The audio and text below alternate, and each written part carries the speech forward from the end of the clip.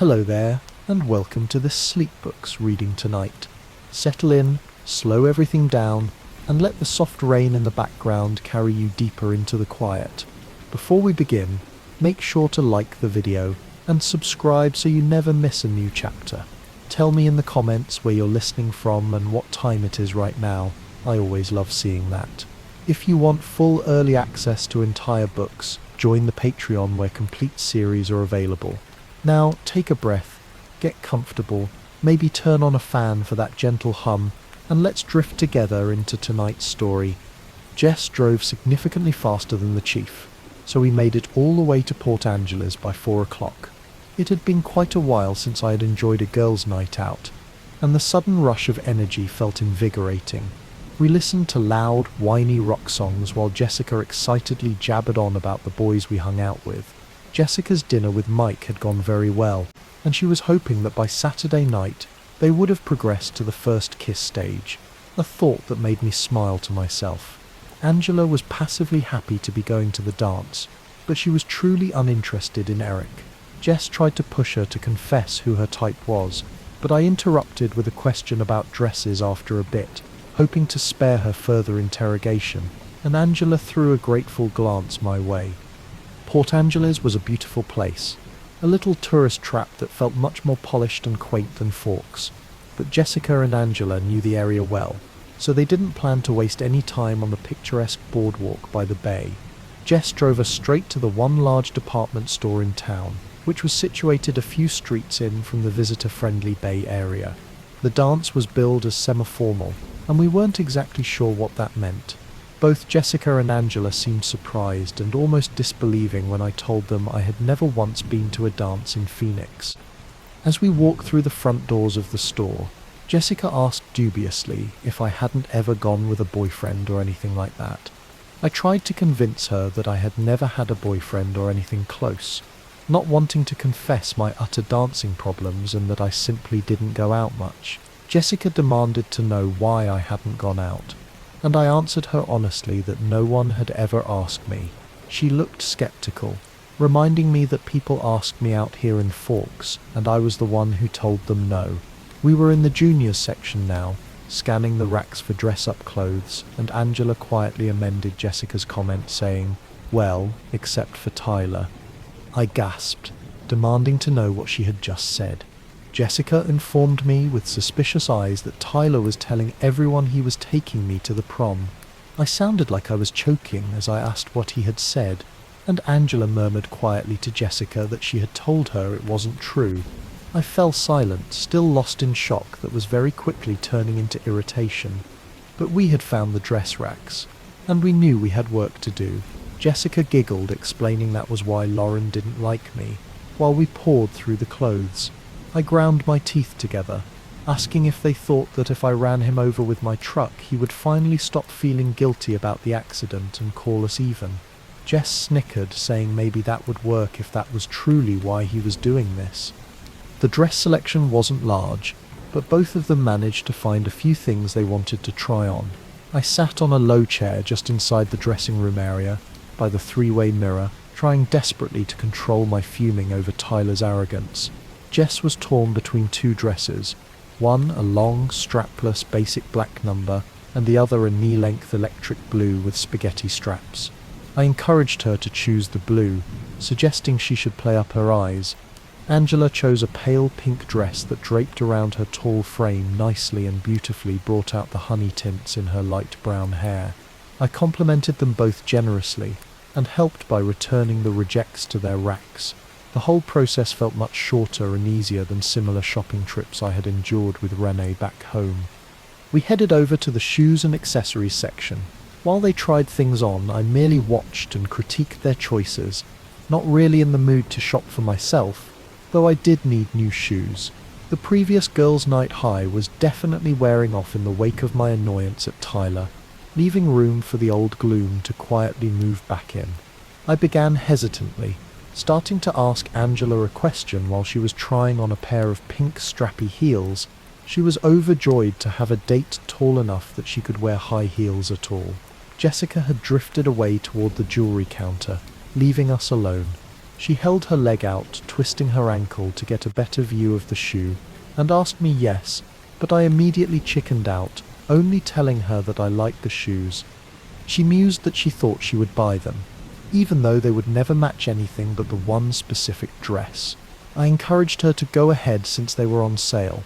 She smiled, putting the lid back on a box that contained more practical-looking off-white shoes. I tried again, starting with an Angela, and she looked up curiously. I kept my eyes fixed on the shoes, and asked if it was normal for the Cullens to be out of school a lot, failing miserably in my attempt to sound nonchalant. She told me quietly that yes, when the weather was good, they all went backpacking constantly, even the doctor, because they were all very outdoorsy. She didn't ask one single follow-up question. I realized I was beginning to really like Angela's calm nature, and I simply said, letting the subject drop as Jessica returned to show us the rhinestone jewelry she had found to match her silver shoes. We had planned to go to dinner at a small Italian restaurant on the boardwalk, but the dress shopping hadn't taken nearly as long as we had expected. Jess and Angela decided they would take their clothes back to the car and then walk down to the Bay Area. I told them I would meet them at the restaurant in about an hour because I wanted to look for a bookstore. They were both willing to come with me, but I encouraged them to go and have fun, explaining that I preferred to be alone when surrounded by books. They walked off toward the car, chattering happily, and I headed in the direction Jess had pointed out. I had no trouble at all finding the bookstore, but it wasn't what I was looking for. The windows were filled with crystals, dream catchers, and books about spiritual healing. I didn't even go inside, but through the glass, I could see a 50-year-old woman with long grey hair, clad in a dress right out of the 1960s, smiling welcomingly from behind the counter. I immediately decided that was one conversation I could definitely skip. I convinced myself there had to be a normal bookstore somewhere in this town. I meandered through the streets, which were beginning to fill up with end-of-the-workday traffic, and hoped I was headed toward the downtown area. I wasn't paying as much attention as I should have been to where I was going. I was completely wrestling with deep despair. I was trying so hard not to think about him, and what Angela had confirmed, and more than anything, I was trying to beat down my foolish hopes for tomorrow, fearing a disappointment that would be more painful than the rest. Just then, I looked up and saw someone's silver Volvo parked along the street, and all my hopes and fears came crashing down on me simultaneously. I thought to myself, stupid, unreliable vampire. I stomped along in a southerly direction towards some glass-fronted shops that looked promising. But when I reached them, they were just a repair shop and a vacant space. I still had too much time before I needed to go looking for Jess and Angela yet, and I definitely needed to get my mood entirely in hand before I met back up with them. I ran my fingers through my hair a couple of times and took some deep breaths before I continued around the next corner. I started to realize, as I crossed another road, that I was going completely in the wrong direction. The little foot traffic I had seen was going north, and the buildings here looked mostly like warehouses. I decided to turn east at the next corner, and then loop around after a few blocks to try my luck on a different street on my way back toward the boardwalk. A group of 4 men turned the corner I was heading for, dressed too casually to be heading home from an office, but they were too grimy to be typical tourists. As they approached me, I realized they weren't many years older than I was. They were joking loudly among themselves, laughing raucously, and punching each other's arms roughly. I scooted as far to the inside of the sidewalk as I could to give them plenty of room, walking swiftly, looking past them toward the corner. One of them called out a greeting as they passed, and it had to be directed at me since no one else was around. I glanced up automatically. 2 of them had paused, and the other 2 were slowing down. The closest man, a heavy-set, dark-haired man in his early 20s, wearing a flannel shirt open over a dirty t-shirt, seemed to be the one who had spoken. He took half a step toward me, and I mumbled a knee-jerk, "Hello," before quickly looking away and walking much faster toward the corner. I could hear them laughing at full volume right behind me. One of them called out to me again, urging me to wait, but I kept my head down and rounded the corner with a deep sigh of relief. I could still hear them chortling and joking behind me. I found myself on a sidewalk leading past the backs of several somber-coloured warehouses, each with large bay doors padlocked securely for the night. The south side of the street had no sidewalk at all, only a chain-link fence topped with barbed wire protecting some kind of engine parts storage yard. I realised I'd wandered far past the part of Port Angeles that I was ever intended to see. It was getting dark now, I realised, the clouds finally returning, piling up on the western horizon, creating an early sunset. The eastern sky was still clear, but greying, shot through with streaks of pink and orange. I had left my jacket in the car, and a sudden shiver made me cross my arms tightly across my chest. A single van passed me, and then the road was completely empty. The sky suddenly darkened further, and as I looked over my shoulder to glare at the offending cloud, I realised with a shock that two men were walking quietly 20 feet behind me. They were from the same group I'd passed at the corner, though neither was the dark one who had spoken to me. I turned my head forward at once, quickening my pace immediately. A chill that had nothing to do with the cool weather made me shiver again. My purse was on a shoulder strap, and I had it slung across my body the way you were supposed to wear it so it wouldn't get snatched. I knew exactly where my pepper spray was, still in my duffel bag under my bed, never unpacked. I didn't have much money with me, just a $20 bill and someone's, and I briefly thought about accidentally dropping my bag and walking away from it. But a small, frightened voice in the back of my mind warned me that they might be something worse than thieves. I listened intently to their quiet footsteps, which were far too quiet compared to the boisterous noise they'd been making earlier, and it didn't sound like they were speeding up or getting any closer to me. Breathe, I had to remind myself.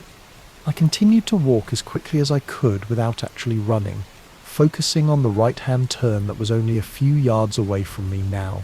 I could hear them, still staying as far back as they'd been before.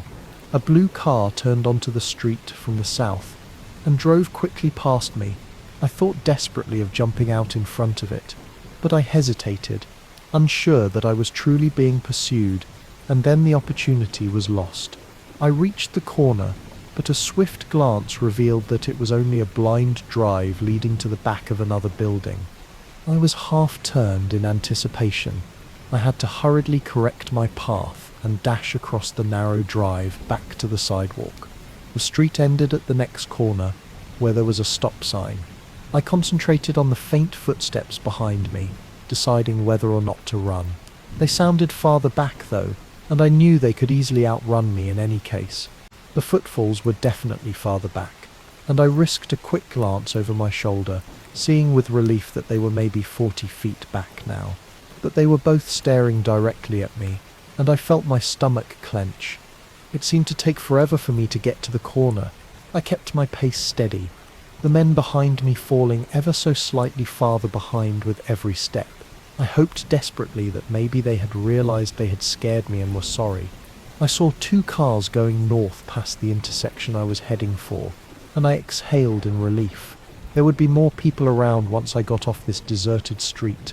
I skipped around the corner with a grateful sigh, and skidded immediately to a stop. The street was lined on both sides by blank, doorless, windowless walls. I could see in the distance, 2 intersections down, street lamps, cars, and more pedestrians, but they were all much too far away to help me. Lounging against the western building, midway down the street, were the other 2 men from the group, both watching with excited smiles as I froze dead on the sidewalk. I realised then that I wasn't being followed at all. I was being herded. I paused for only a second, but it felt like a very long time. I turned then and darted to the other side of the road, but I had a sinking feeling that it was a wasted attempt. The footsteps behind me were immediately louder now. The booming voice of the stocky, dark-haired man shattered the intense quiet and made me jump as he called out, "There you are." In the gathering darkness, it seemed like he was looking past me. A voice called loudly from behind me, making me jump again as I tried to hurry down the street, saying, "Yeah, we just took a little detour." My steps had to slow now. I was closing the distance between myself and the lounging pair much too quickly.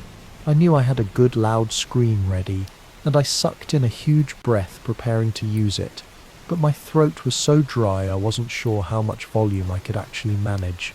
With a quick movement I slipped my purse over my head, gripping the strap with one hand, ready to either surrender it or try to use it as a weapon as the need demanded.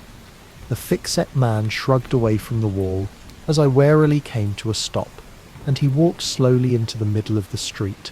I warned him to stay away from me in a voice that was absolutely supposed to sound strong and fearless, but I was right about the dry throat. It had no volume at all. He called back, "Don't be like that, sugar," and the horrible raucous laughter started again right behind me. I braced myself, feet apart, trying desperately to remember through my sheer panic what little self-defense I knew. I thought about the heel of the hand thrust upward, or a finger through the eye socket, and of course the standard knee to the groin. That same pessimistic voice in my mind spoke up then, reminding me that I probably wouldn't have a chance against even one of them, and there were four. "Shut up!" I commanded the voice before the terror could completely incapacitate me. I told myself I wasn't going out without taking at least someone with me. I tried frantically to swallow so I could build up a decent scream. Headlights suddenly flew around the corner, the car almost hitting the stocky one, forcing him to jump back toward the sidewalk. I dove into the road, determined that this car was either going to stop or have to hit me directly. But the silver car unexpectedly fishtailed around, skidding to a stop with the passenger door wide open just a few feet from me. A furious voice commanded, "Get in," and it was amazing how instantaneously the choking fear vanished. It was amazing how suddenly the feeling of utter security washed over me, even before I was fully off the street. As soon as I heard his voice, I jumped into the seat, slamming the door shut behind me. It was dark inside the car, no light had come on when the door opened, and I could barely see his face in the limited glow from the dashboard. The tires squealed as he spun around to face north, accelerating much too quickly, swerving directly toward the stunned men on the street. I caught a glimpse of them diving desperately for the sidewalk as we straightened out and sped toward the harbour. He commanded me to put on my seatbelt, and I realised I was clutching the seat with both hands. I quickly obeyed. The loud snap as the belt connected was the loudest sound in the darkness. He took a sharp left turn, racing forward, blowing straight through several stop signs without a pause. But I felt utterly safe and for the moment totally unconcerned about where we were actually going. I stared at his face in profound relief, a relief that went far beyond my sudden deliverance. I studied his flawless features in the limited light, waiting for my breath to return to normal, until it occurred to me that his expression was murderously angry. I asked, surprised at how hoarse my voice sounded. "Are you okay?" he said curtly. No, and his tone was absolutely livid. I sat in silence, watching his face while his blazing eyes stared straight ahead, until the car came to a sudden smooth stop. I glanced around, but it was too dark to see anything beside the vague outline of dark trees crowding the roadside. "We weren't in town anymore?" he asked, his voice tight and controlled. "Bella," and my voice was still rough as I replied, "Yes." I tried to clear my throat quietly. He still didn't look at me, but the sheer fury was plain on his rigid face as he asked, "Are you all right?" I croaked softly, "Yes." He ordered me, "Distract me, please." I apologized, asking what he meant. He exhaled sharply, then clarified, closing his eyes and pinching the bridge of his nose, "Just prattle about something unimportant until I calm down." I racked my brain for something trivial. I'm going to run over Tyler Crowley tomorrow before school." He was still squeezing his eyes closed, but the corner of his mouth twitched slightly. He asked me why. I explained that Tyler was telling everyone he was taking me to prom, and I figured if I endangered his life we would be even, and he couldn't keep trying to make amends.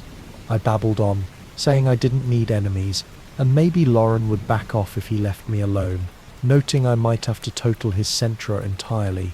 He sounded a bit more composed as he said, "I heard about that." My previous irritation flared as I asked if he had heard about it, and I muttered, refining my plan, "If he's paralysed from the neck down, he can't go to the prom either." Edward sighed, and finally opened his eyes. I asked if he was feeling better, and he replied, "Not really." I waited, but he didn't speak again. He leaned his head back against the seat, staring up at the ceiling of the car, his face rigid with tension. My voice came out in a whisper as I asked, "What's wrong?" He was whispering too as he replied that sometimes he had a problem with his temper. As he stared out the window, his eyes narrowed into slits. He continued, struggling for a moment to control his anger again, that it wouldn't be helpful for him to turn around and hunt down those men, adding, "At least that's what I'm trying to convince myself." I said, "Oh." We sat in silence again. I glanced at the clock on the dashboard, noticing it was past 6:30. I murmured that Jessica and Angela would be worried, and that I was supposed to meet them. He started the engine without another word, turning the car around smoothly and speeding back toward town. We were under the streetlights in no time at all, still going too fast, weaving with ease through the cars cruising the boardwalk. He parallel parked against the curb in a space I would have thought far too small for the Volvo, but he slid in effortlessly in one try. I looked out the window and saw the lights of La Bella Italia, and Jess and Angela just leaving, pacing anxiously away from us. I began, "How did you know where?" But then I just shook my head. Knowing the answer was complex. I heard the door open and turned to see him getting out. I asked what he was doing, and he smiled slightly, though his eyes were hard, saying he was taking me to dinner. He slammed his door, and I fumbled with my seatbelt, hurrying to get out of the car as well. He was waiting for me on the sidewalk, and spoke before I could. He told me to go stop Jessica and Angela before he had to track them down too, saying he didn't think he could restrain himself if he ran into those other men again. I shivered at the quiet threat in his voice. I yelled, "Jess! Angela!" after them, waving when they turned. They rushed back to me, the pronounced relief on both their faces simultaneously changing to surprise as they saw who I was standing next to. They hesitated a few feet from us. Jessica's voice was suspicious as she asked where I had been. I admitted sheepishly that I got lost, and then explained that I ran into Edward, gesturing toward him. He asked in his silken, irresistible voice if it would be all right if he joined them, and I could see from their staggered expressions that he had never unleashed his talents on them before. Jessica breathed, Sure." Angela confessed, Actually, Bella, we already ate while we were waiting." "Sorry." I shrugged, saying that was fine, and I wasn't hungry. Edward's voice was low but full of authority as he insisted, "I think you should eat something." He looked up at Jessica and spoke slightly louder, asking if he could drive me home tonight. That way they wouldn't have to wait while I ate. Jessica bit her lip, trying to figure out if that was what I wanted, so I winked at her. I wanted nothing more than to be alone with my perpetual saviour. Angela was quicker than Jessica, saying, "Okay, see you tomorrow, Bella." "Edward." She grabbed Jessica's hand and pulled her toward the car which was parked across First Street. As they got in, Jess turned and waved, her face eager with curiosity. I waved back, waiting for them to drive away before I turned to face him. I insisted honestly that I was not hungry, looking up to scrutinize his unreadable face. He told me, "Humour me." He walked to the door of the restaurant and held it open with an obstinate expression. Obviously there would be no further discussion. I walked past him into the restaurant with a resigned sigh. The restaurant wasn't crowded. It was the off-season. The host was female, and I understood the look in her eyes as she assessed Edward. She welcomed him more warmly than necessary. I was surprised by how much that bothered me. She was taller than I was, and unnaturally blonde. He asked, his voice alluring, "A table for two?" I saw her eyes flicker to me and then away, satisfied by my obvious ordinariness and by the cautious space Edward kept between us. She led us to a table big enough for four in the centre of the most crowded area. I was about to sit, but Edward shook his head at me. He insisted quietly to the host, Perhaps something more private? I wasn't sure, but it looked like he smoothly handed her a tip. She sounded as surprised as I was, saying, "Sure." She turned and led us around a partition to a small ring of booths, all of them empty. "How's this?" she asked. He flashed his gleaming smile, dazing her momentarily, and said, "Perfect." She shook her head, blinking, and said, "Our server would be right out," walking away unsteadily. I criticized him, saying he really shouldn't do that to people, that it was hardly fair. He seemed confused, asking what he did. I said dubiously, "Dazzle them like that? She's probably hyperventilating in the kitchen right now." He seemed confused. I asked, "Oh, come on, you have to know the effect you have on people." He tilted his head to one side, his eyes curious, asking, "I dazzle people." I asked if he hadn't noticed, and if he thought everybody got their way so easily. He ignored my questions, asking, "Do I dazzle you?" I admitted, "Frequently." Then our server arrived, her face expectant. The hostess had definitely dished behind the scenes, and this new girl didn't look disappointed. She flipped a strand of short black hair behind one ear and smiled with unnecessary warmth. She introduced herself as Amber, our server, and asked what she could get him to drink. Speaking only to him, he looked at me, and I said, "I'll have a Coke," which sounded like a question. He said, "2 Cokes." She assured him she'd be right back, but he didn't see her smile. He was watching me. I asked him what was wrong when she left.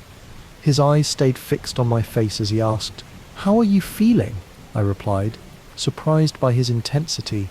"I'm fine." He asked if I felt dizzy, sick or cold. I asked, "Should I?" He chuckled at my puzzled tone. He explained, his face twisting into that perfect crooked smile, "Well, I'm actually waiting for you to go into shock." I told him after I could breathe again that I didn't think that would happen, because I had always been very good at repressing unpleasant things. He replied, "Just the same, I'll feel better when you have some sugar and food in you." Right on cue, the waitress appeared with our drinks and a basket of breadsticks. She stood with her back to me as she placed them on the table, asking Edward if he was ready to order. He asked, "Bella?" and the waitress turned unwillingly toward me. I picked the first thing I saw on the menu. I'll have the mushroom ravioli." She turned back to him with a smile, asking, "And you?" He said, "Nothing for me," which was of course expected. She said, "Let me know if you change your mind," but he wasn't looking at her, and she left dissatisfied. He ordered drink. I sipped at my soda obediently, and then drank more deeply, surprised by how thirsty I was. I realized I had finished the whole thing when he pushed his glass toward me. I muttered, "Thanks," still thirsty. The cold from the icy soda was radiating through my chest, and I shivered. He asked, "Are you cold?" I explained, shivering again, that it was just the Coke. His voice was disapproving, as he asked if I didn't have a jacket. I looked at the empty bench next to me, realizing, oh, I left it in Jessica's car. Edward was shrugging out of his jacket. I suddenly realized that I had never once noticed what he was wearing, not just tonight, but ever. I made myself look. Now he was removing a light beige leather jacket, and underneath he wore an ivory turtleneck sweater that fit him snugly. He handed me the jacket, interrupting my ogling. I said, "Thanks again," sliding my arms into his jacket. It was cold, the way my jacket felt when I first picked it up in the drafty hallway, and I shivered again. It smelled amazing, not like cologne, and the sleeves were much too long. He watched me, saying, "That colour blue looks lovely with your skin." I was surprised, looked down and flushed. He pushed the bread basket toward me. I protested. "Really, I'm not going into shock." He seemed unsettled. He stared into my eyes, and I saw how light his eyes were, golden butterscotch. He told me I should be, that a normal person would be, and that I didn't even look shaken. I confessed, mesmerized into telling the truth again. "I feel very safe with you." That displeased him. His alabaster brow furrowed. He shook his head, frowning, and murmured to himself, This is more complicated than I'd planned. I picked up a breadstick and began nibbling on the end, measuring his expression. I wondered when it would be okay to start questioning him. I commented, trying to distract him from whatever thought had left him frowning. Usually you're in a better mood when your eyes are so light. He stared at me, stunned. What? I went on, explaining I always expected him to be crabbier when his eyes were black, and that I had a theory about that. His eyes narrowed, asking, more theories? I chewed on the bread, trying to look indifferent. His faint smile was mocking as he asked if I was more creative this time, or if I was still stealing from comic books, his eyes still tight. I confessed that while I didn't get it from a comic book, I didn't come up with it on my own either, he prompted, but then the waitress strode around the partition with my food. We both straightened up as she approached. She set the dish in front of me. It looked good, and quickly turned to Edward, asking if he had changed his mind and if there was anything she could get him. He said, "No thank you, but some more soda would be nice," gesturing to the empty cups in front of me. She removed the empty glasses and walked away. He asked what I was saying. I told him I would tell him about it in the car, if I could have a few questions answered first. He raised one eyebrow, his voice ominous, asking if there were conditions. I confirmed, "I do have a few questions, of course." The waitress was back with 2 more Cokes. She sat them down without a word this time, and left again. I took a sip, and he pushed, his voice still hard. "Well, go ahead." I started with what I thought was the most undemanding question. "Why are you in Port Angeles?" He looked down, folding his large hands together slowly on the table. His eyes flickered up at me from under his lashes, the hint of a smirk on his face. He simply said, "Next." I objected that it was the easiest one. He repeated, "Next." I looked down, frustrated. I unrolled my silverware, picked up my fork, and carefully speared a ravioli. I put it in my mouth slowly, chewing while I thought. The mushrooms were good. I swallowed and took another sip of Coke before I looked up. I glared at him and continued slowly. "Okay then, let's say, hypothetically of course, that someone could know what people are thinking. Read minds, you know, with a few exceptions." He corrected, "Just one exception, hypothetically." I agreed, thrilled that he was playing along. I asked, "How does that work? What are the limitations? How would that someone find someone else at exactly the right time? How would he know she was in trouble?" He asked, "Hypothetically." I said, "Sure." He smiled wryly, suggesting we call the hypothetical someone Joe. He explained that if Joe had been paying attention, the timing wouldn't have needed to be quite so exact. He shook his head, rolling his eyes, saying only I could get into trouble in a town this small. I reminded him frostily that we were speaking of a hypothetical case. He laughed at me, his eyes warm, and agreed, asking if we should call me Jane. I asked, unable to curb my intensity, how he knew I was referring to myself. He seemed to be wavering, torn by some internal dilemma. His eyes locked with mine, and I guessed he was making the decision right then whether or not to simply tell me the truth. I murmured that he could trust me, and reached forward without thinking to touch his folded hands, but he slid them away minutely, and I pulled my hand back. He whispered that he didn't know if he had a choice anymore, admitting he was wrong, and that I was much more observant than he had given me credit for. I replied that I thought he was always right. He shook his head again, saying he used to be, and that he was wrong about me on one other thing as well.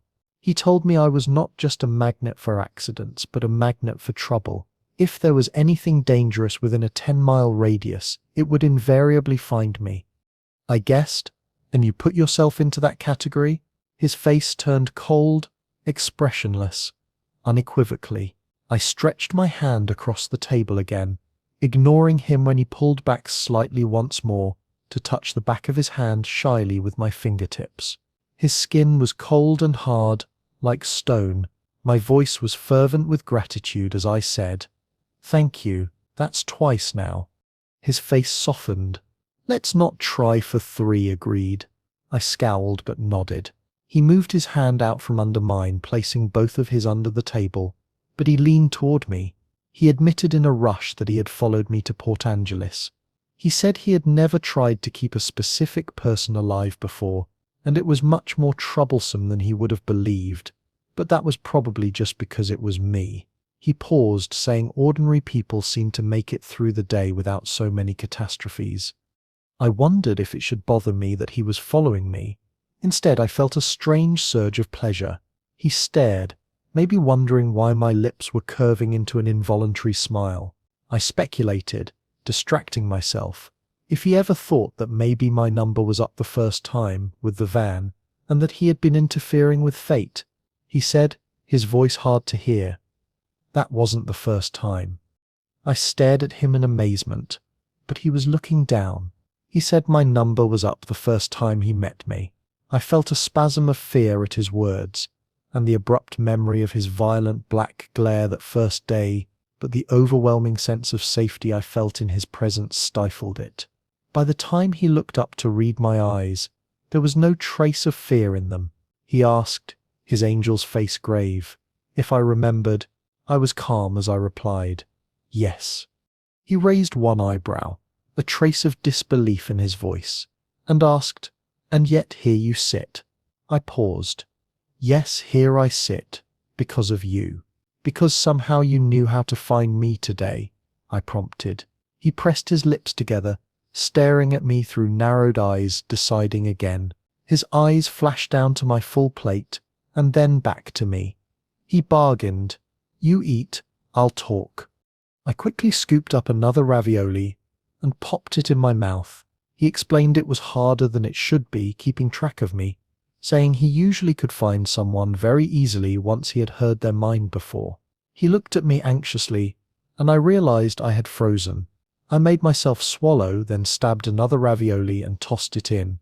He continued that he was keeping tabs on Jessica, not carefully, but that he didn't notice when I took off on my own. He said when he realized I wasn't with her anymore, he went looking for me at the bookstore he saw in her head. He could tell I hadn't gone in and that I'd gone south, and he knew I would have to turn around soon. He was just waiting for me, randomly searching through the thoughts of people on the street to see if anyone had noticed me, so he would know where I was. He said he had no reason to be worried, but he was strangely anxious. He was lost in thought, staring past me, seeing things I couldn't imagine. He continued, saying he started to drive in circles, still listening. The sun was finally setting, and he was about to get out and follow me on foot. And then he stopped, clenching his teeth together in sudden fury. He made an effort to calm himself. I whispered, "Then what?" He continued to stare over my head. He growled, his upper lip curling slightly back over his teeth, that he heard what they were thinking. He said he saw my face in their mind. He suddenly leaned forward, one elbow appearing on the table, his hand covering his eyes, the movement so swift it startled me. His voice was muffled by his arm as he whispered it was very hard for him to simply take me away and leave them alive. He admitted that he could have let me go with Jessica and Angela, but he was afraid if I left him alone, he would go looking for them. I sat quietly, dazed, my thoughts incoherent. My hands were folded in my lap, and I was leaning weakly against the back of the seat. He still had his face in his hand, and he was as still as if he'd been carved from the stone his skin resembled. Finally he looked up, his eyes seeking mine, full of his own questions. He asked, "Are you ready to go home?" I qualified that I was ready to leave, overly grateful that we had the hour-long ride home together, as I wasn't ready to say goodbye to him yet. The waitress appeared as if she'd been called, or watching. She asked Edward how we were doing. He said, his voice quieter and rougher, "We're ready for the check. Thank you." It seemed to muddle her. He looked up, waiting. She stuttered, Sure. Here you go." She pulled a small leather folder from the front pocket of her black apron and handed it to him. There was a bill in his hand already. He slipped it into the folder and handed it right back to her, saying, "No change," and smiled. Then he stood up and I scrambled awkwardly to my feet. She smiled invitingly at him again, saying, "You have a nice evening." He didn't look away from me as he thanked her. I suppressed a smile. He walked close beside me to the door, still careful not to touch me. I looked at the sidewalk, grateful that he didn't seem to be able to know what I was thinking. He opened the passenger door, holding it for me as I stepped in, shutting it softly behind me. I watched him walk around the front of the car, amazed yet again by how graceful he was. I had a feeling Edward wasn't the kind of person anyone got used to. Once inside the car, he started the engine and turned the heater on high. It had gotten very cold, and I guessed the good weather was at an end. I was warm in his jacket, though, breathing in the scent of it when I thought he couldn't see. Edward pulled out through the traffic without a glance, flipping around to head toward the freeway. He said significantly, "Now it's your turn."